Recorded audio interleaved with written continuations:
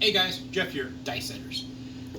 This Saturday, the 24th, we will be having a meet and greet, and this is going to be at Gila River at Vaquiva. I've never been to Vaquiva, so you have the Wild Horse one. If you're looking at the map, Wild Horse is here. Vaquiva would be right here. So it's kind of the same area. I think there's like 15, 16 miles in between the two, but it would be more to your west, but along the same perimeter. So if you found one, you can find the other, and I should be able to find that one as well. We'll be there 10:30. I know so far 3 people are going. If you're going, just shoot me an email. That way I can kind of look out for you. That way I know roughly how many people I need to kind of hold a place for, as kind as I can. But that way we kind of know how many people are coming. So that'd be cool, awesome. I talked, well, let's bring it for a second. Let's talk about averages. Averages can be very deceiving, especially if you're doing them incorrectly. If you sit there and say, my average roll today is 30, what would your reaction be? Wow, you're rolling pretty good. But what if you knew that was like my only roll, and I was playing on a craps table this big? I mean, averages can be deceiving. I always sit there and say, if you're going to be a player, and a good player, you need to sit there and have a piece of paper with you at the craps table. And yes, they will allow paper, pens, stuff like that. They don't allow cameras, weird objects on the table, drinks, but a piece of paper is definitely allowed. This is when you would sit there and say, okay, L1, average, well, he got down 5 of them this time. And you make it around the room, and you do it again. It's really, really hard if you have a lot of people at packed tables, such as like Ellis during the weekend. But if you have like most of the other casinos that only have 1 or 2 people at it, it makes it real easy. You say, well, what's the difference?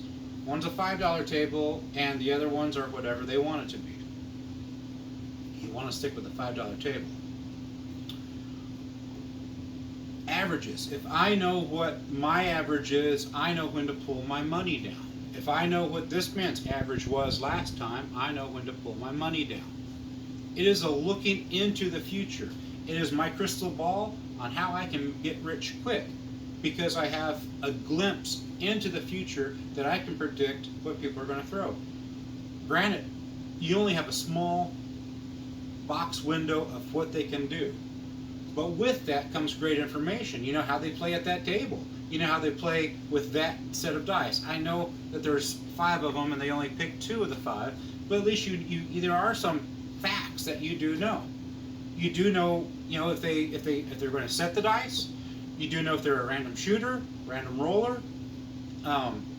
There's lots of things that you can find out just by having a piece of paper and a pen and watching people. As you get older, today's my birthday, you end up watching people more than you do talking. You're like, why? Because you're still learning. There's so much to learn just by watching.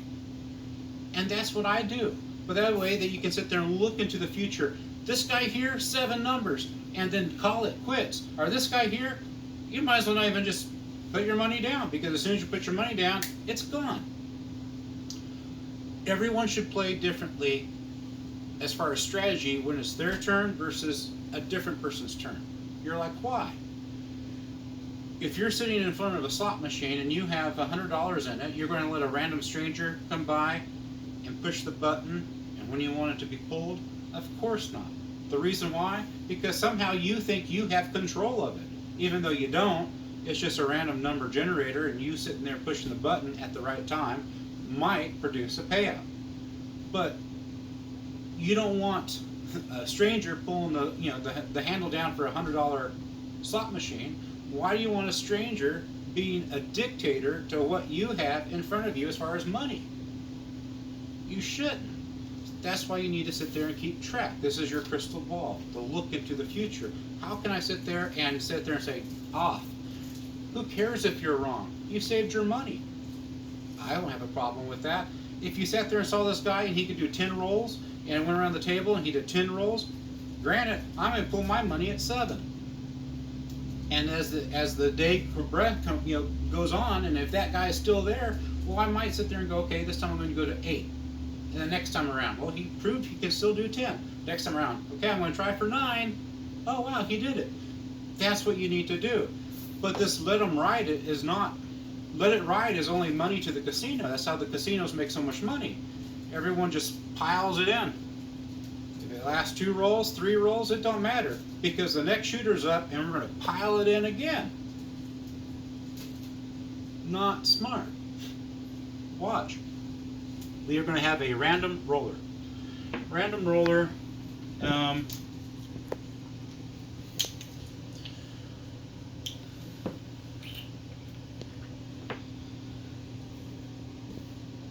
Random roller. This is my money, but I'm not rolling. So I'm going to play the don't, because I found out that this guy only lasts 3 rolls. Is all he does, or 5 rolls, or whatever. I'm not rolling random roller. I'm going to sit there and do this. I have inside information. I'm going to give it to you right now. The recipe for KFC. No, I have inside information, and it's just random. But truly, 3 rolls is all you're going to get. Average. Again, average is tainted because I could sit there and say, I did 30 rolls. My average today is 30 rolls. But I didn't tell you what table, I didn't tell you how big the table was, and I didn't tell you how many times I sat there and played that table. But average for people is 3 rolls. That's it. What is your average for your casino? What is your average for your table? What is your average for the time of the day that you play? All these things you must know. It's a look into the future. It's how you become rich quick, or quicker, or you just don't lose all your money at one time. However you want to say it. Okay, we have it on the don't.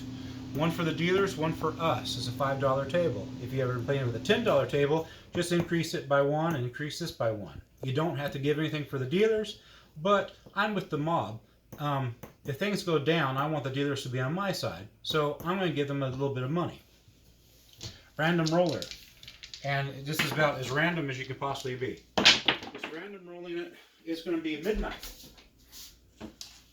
A random roller that can roll midnight first roll. That'd be great. Okay, so being I'm on the don't, these little guys here means it's a push. Means I don't win, they don't win. I don't lose, they don't lose. It is just a push. That's what that means. I'll be marking my stuff with dollar chips. Random roller again. It's going to be an 8.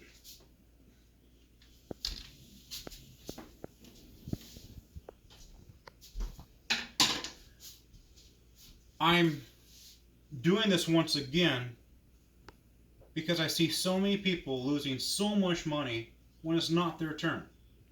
So this is not your turn, but you still got to have fun at the craps table. I did one 3 weeks ago, I believe,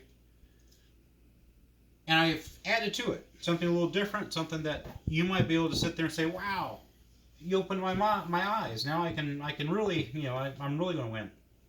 We rolled an 8. I'm going to mark the $8 on 8 is just a placeholder. This guy here, once this goes up, you cannot pull from it. In fact, most casinos say you cannot add to it. But I have found out through this channel that there are some casinos that will allow you to add to the pass line after the point is made. Which, if you look at the rule of craps, that's incorrect. This one here, once I lay it down and this is off, I can't move it. But once this is turned on, I can. 6 and 8, right in the middle of 7. These are super easy to roll. So I don't want that. I'm going to sit there and move it. I can pick this up as long as that puck is on. I cannot move it to the 6 myself. I have to wait for the dealer. But what I'm going to do is I'm going to go opposite of what's been rolled. It's been an 8. I'm going to ask the dealer to put this on the 6. And with it, I'm going to add $1 more to make it a true bet. So 6 for me, 1 for the dealers, and now we're going to continue on. I'm going to leave it there for 3 rolls. The reason for the 3 rolls, because we already know our table average is 3. It's going to be 11.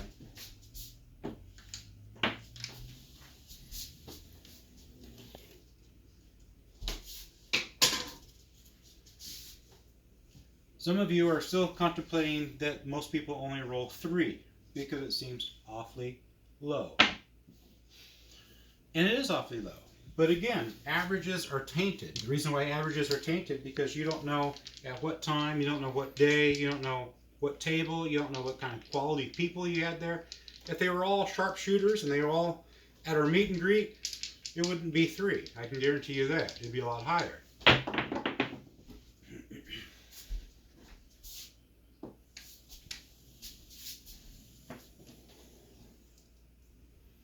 Snake eyes.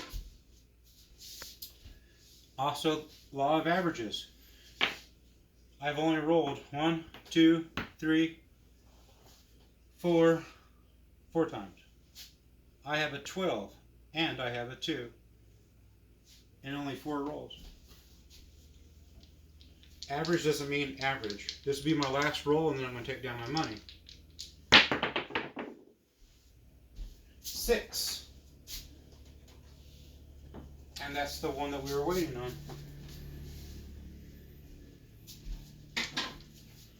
I'm going to win on this. The dealership is going to win on this. They will, because this is our 3rd roll, I'll sit there and tell them to take it back down. So they'll take it back down. They will keep the $1 and they'll add to it. And I'm going to sit there and say, nope, we will not know when the 7 comes. But we're going to sit there and play it again. And hopefully this time I come out roll, it'll be something besides a 6 and an 8. Yo, 11.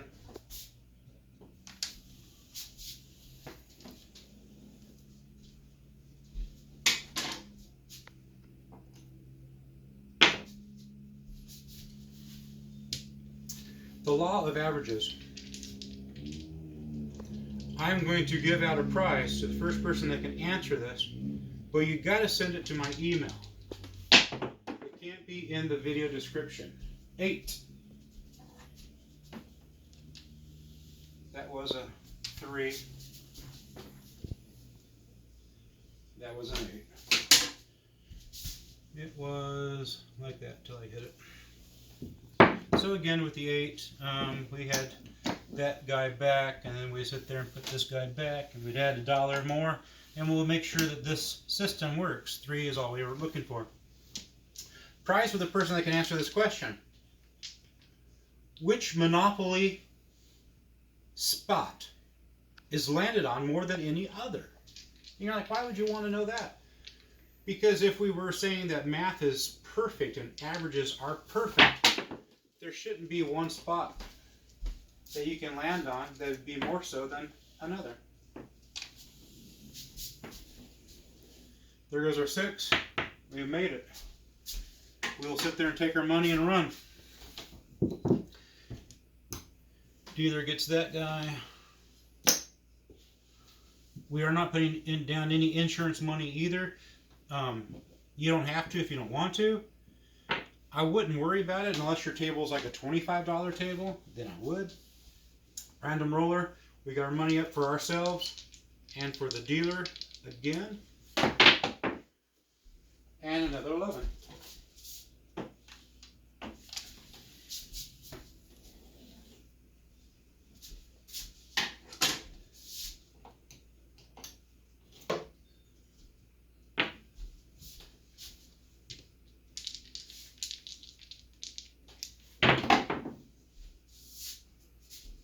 It's going to be a 7.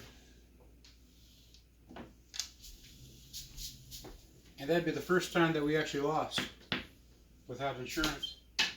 So being that way, I wouldn't really worry about insurance. So I would lose this. I put it back up there. Random shooter. Hopefully we'll get something besides a 6, an 8, or a horn number. And 7. Oh well, midnight.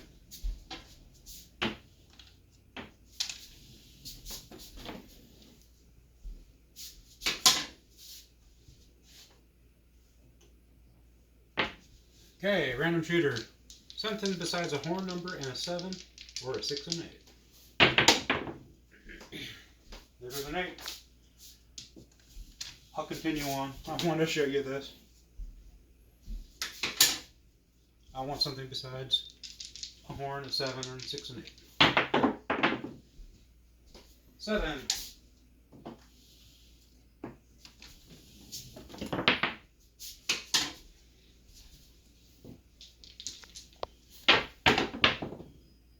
7.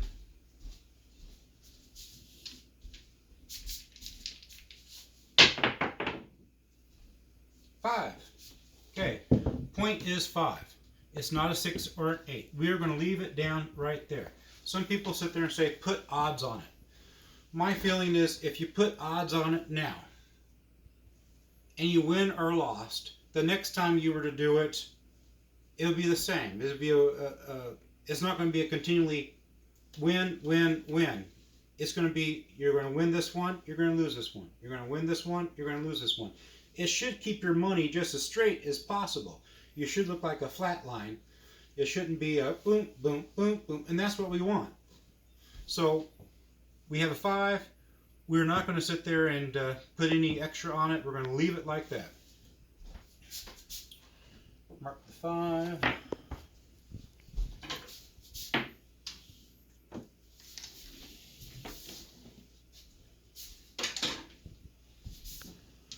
Three rolled. There goes an 11. Boy, this random shooter, man, they're pretty good at rolling horn numbers, that's for sure.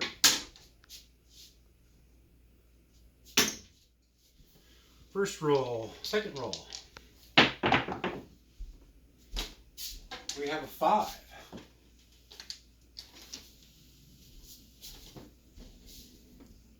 So we lost that one.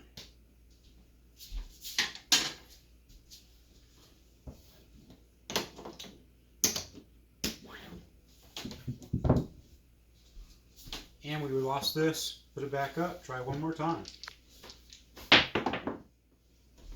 2. Man. Don't be fooled by random number throwers. Don't. I know the guy sat there and rolled 20 numbers without getting a 7. But don't fall for it.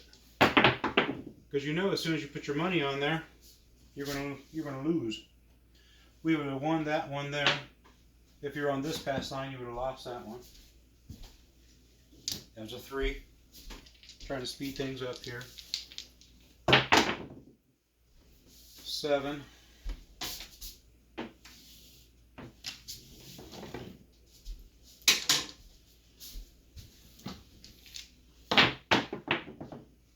9. I like 9.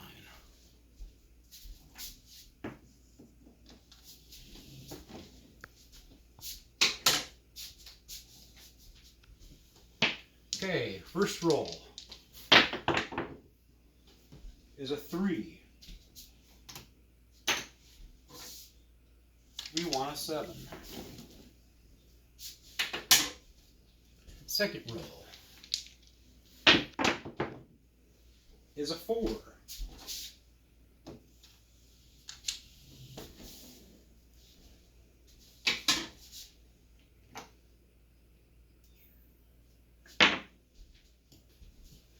Last roll is a 6.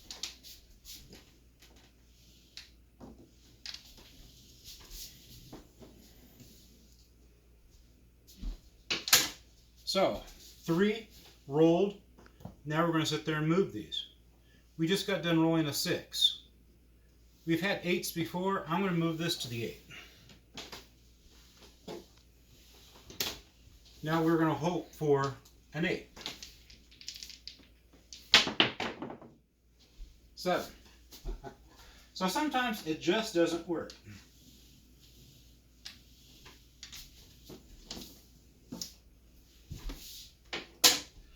But the biggest thing is that I get bored waiting for everyone else to go around the room. I've seen people lose lots of money. Lots of money. Keep it simple. Something that you're at least playing. You might lose one, then you're going to win one. Then you're going to lose one, then you're going to win one. When it comes back to you, it's all going to be pretty much even. It's not going to be a huge loss or a huge up. But now it's your turn. Now you're going to use your strategy that is dictated to your die set. And hopefully sit there and do a 10, a 20 roll. Why not? But that's the easy part of it. The hard part for us, and I'm pointing to myself, is you're like, man, one more roll, then I'm going to pull it. One more roll, then I'm going to pull it. And you never pull it, and you always sit there and lose everything. Now you imagine if you're playing like, say, like the Iron Cross. You're going to have 5, 10, 15, 16, 17. One for the dealer, 18. For yourself, 22. You might have insurance on there. So each time that you lose, it's almost like $25 in the hole. It's like, or almost 20. It's almost like throwing a 20 out there and just gone. But this here, at least, it might be that way for one roller. Then the next one, it'll work out okay. Then the next one, so it's like a back and forth, back and forth. It should be that way. So don't sit there and say, oh my goodness, it didn't work. It's fine. You're going with the house. It will be back and forth, back and forth. But in time, truly, doing this method right here should bring you further up than if you did absolutely nothing. I haven't tested that theory, but definitely while I'm in the casino, I will sit there and try that.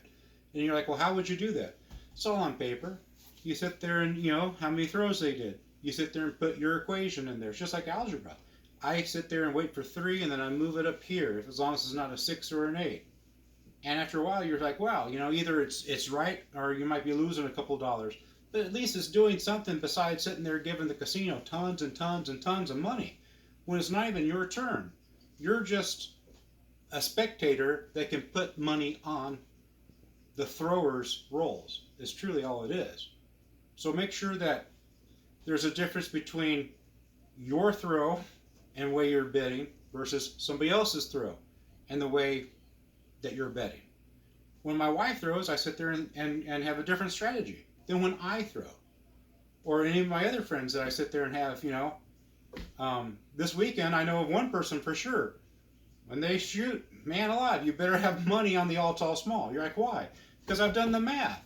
I know they can hit it. So if they can hit it, why not sit there and do it? But if I know they can't hit it, there's no sense of even putting it out there. That's just me throwing money out to the casino's floor, and I don't want to do that.